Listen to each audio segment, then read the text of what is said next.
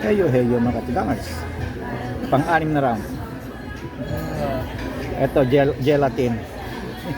Ewan ko bakit lahat ng ano dito may gelatin. Gelatin din ito.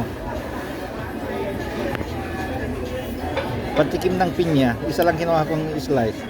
Pears, isa lang slice din. Grapes, 3 lang. Ito, kapaya. Papaya, hindi kapaya. Papaya.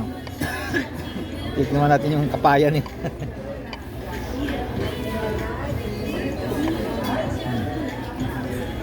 Papaya nga. Lasang papaya nga.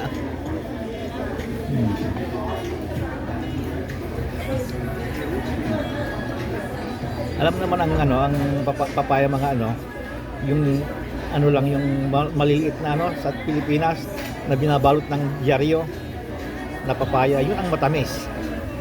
Yung malalaki, kagaya nito, walang hindi matamis yung malalaking papaya.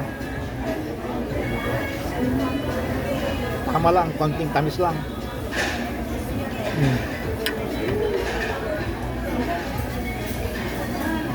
Dito, ang pineapple ay full year round, laging matamis.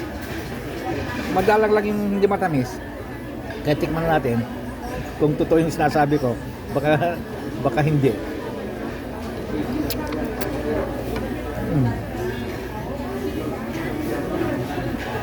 Matamis pa rin.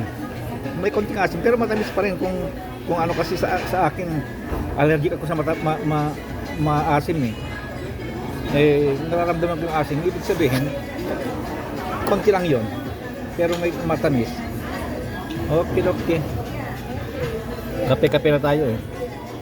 Okay. Yun lang. Last round na siguro ito.